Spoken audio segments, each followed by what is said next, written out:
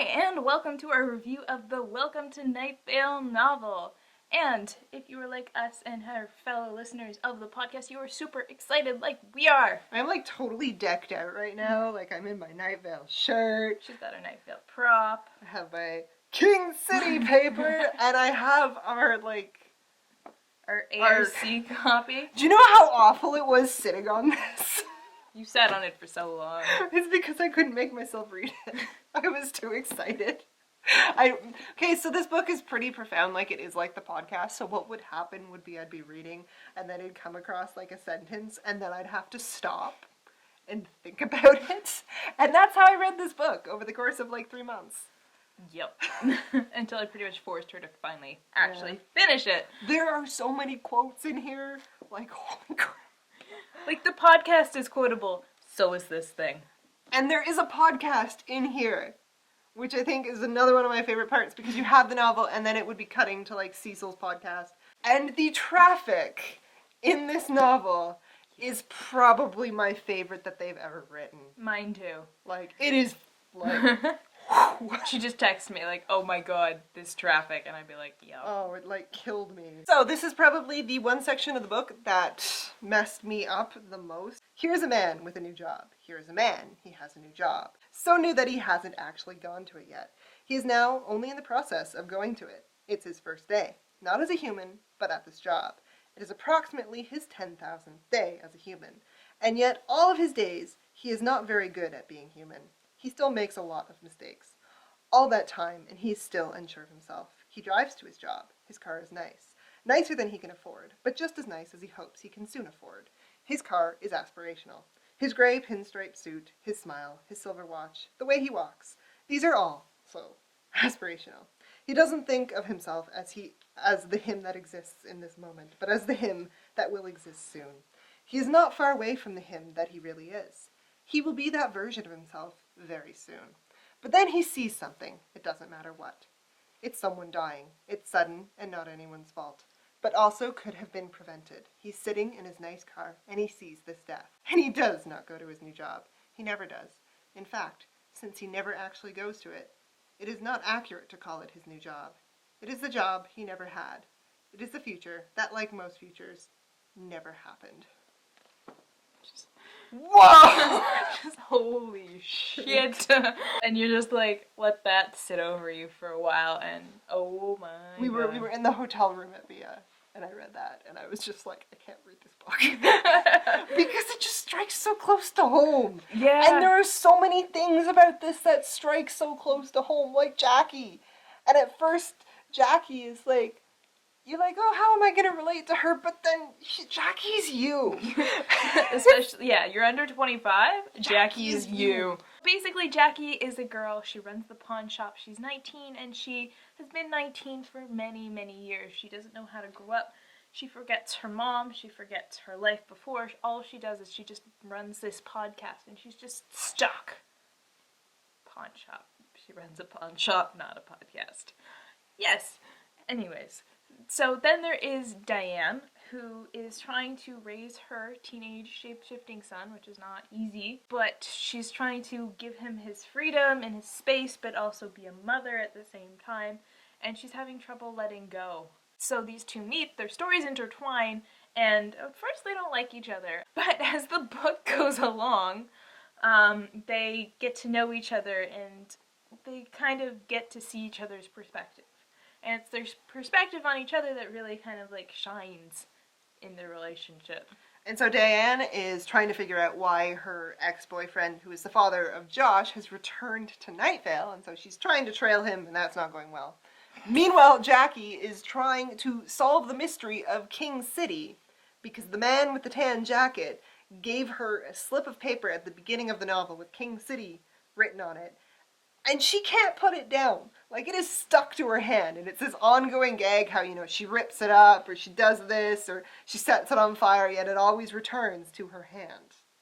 Yeah, so, she's not the only one who's been given this piece of paper. Just people around town have just been handed this piece of paper, and they're all stuck like her. And nobody knows what the man in the tan jacket looks like. Nobody can remember his face. Diane remembers him, and she's trying to find him, too. And so, as you can see, the two things, like, start to click. And we go on this wacky adventure to a place that is worse than Night Vale. Somehow, somewhere, there was a place worse than Night Vale, and it is King City. And my god, like, that was the most horrific part of the book for me. Like, when they finally get to King City, and it's so friggin' creepy. And I was just like, no. This is even worse. Bring me back to Night Vale.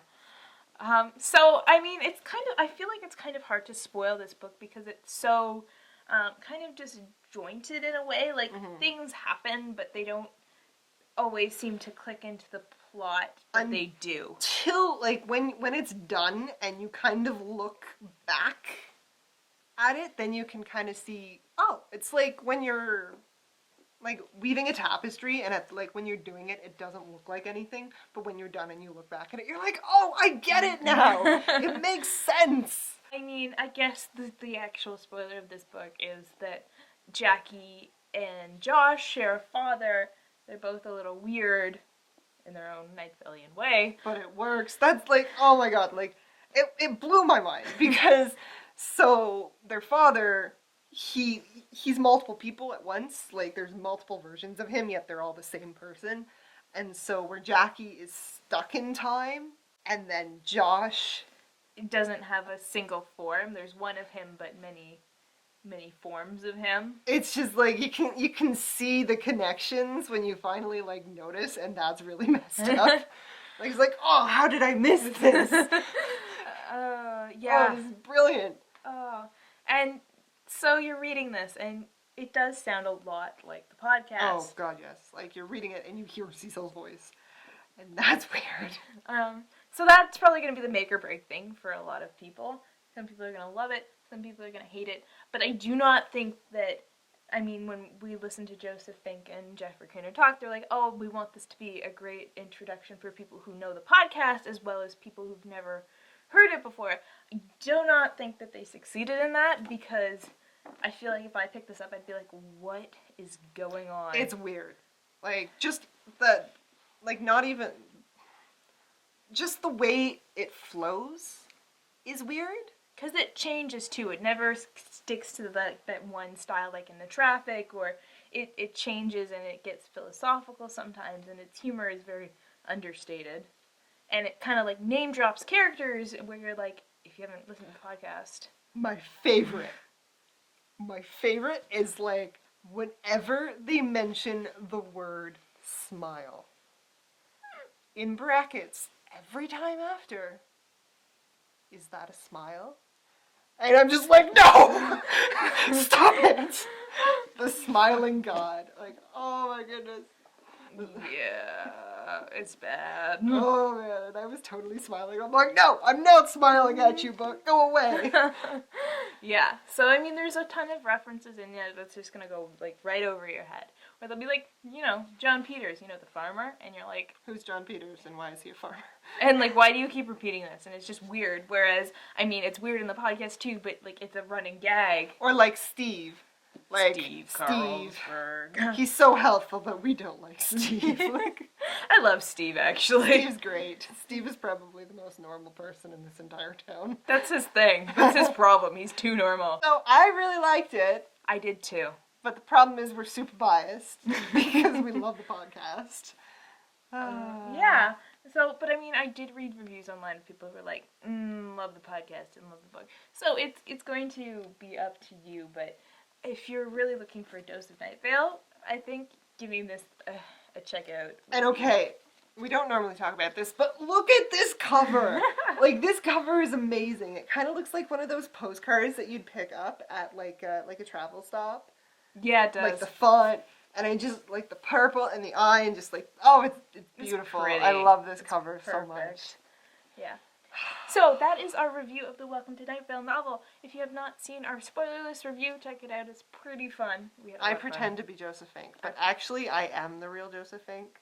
Just saying. Just saying. And I pretend to be knockoff Cecil. And I am knockoff Cecil, so there you go. So, if you like this, please subscribe. Tell us what you think in the comments. Do you like Night Vale? Who's your favorite character in Night Vale? And oh, the old faceless old woman who lives in your home. Don't know why. Anyways, see you guys later.